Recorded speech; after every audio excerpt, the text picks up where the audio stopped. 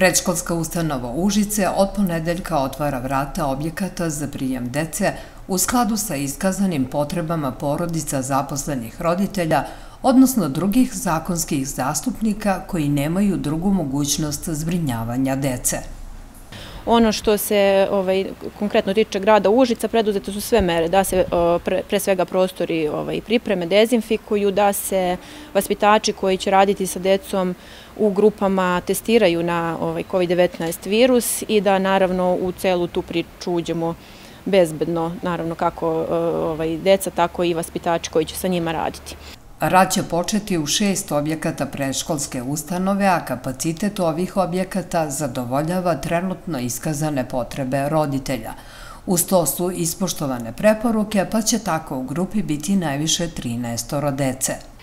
Sve dezinfekcione i epidemiološke i higijenske mere su ispoštovane. U stvari sutra je zadnji dan kada će te završne akcije i završni radovi biti urađeni što se tiče dezinfekcije dvorišta. Rad u vrtićima će biti organizovan u skladu sa preporukama epidemiološke službe i nadležnog ministarstva. Svi zaposleni su edukovani kako i na koji način postupati, kako organizovati dečiju igru, a pritom ne ugroziti zdravlje i bezbednost svih. Vaspitači također dočekuju spremni ovaj početak rada, ali uvek postoji neka mala bojazan.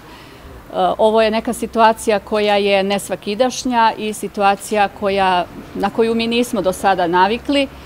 U predškolskoj ustanovi Užice kažu da će se pojačati nadzor kako nad higijenom prostora, tako i higijenom ruku, kao i da će se preduzimati sve druge neophodne mere. Kada je reč o spavanju, naravno da će se i tu poštovati preporučene mere.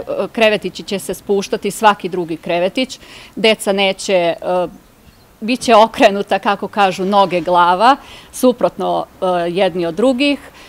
Da podsjetimo i to da roditelji za polazak deteta u vrtić moraju dostaviti potvrdu poslodavca, kao i potvrdu od lekara pedijatra o zdravstvenom stanju deteta ne stariju od 7 dana.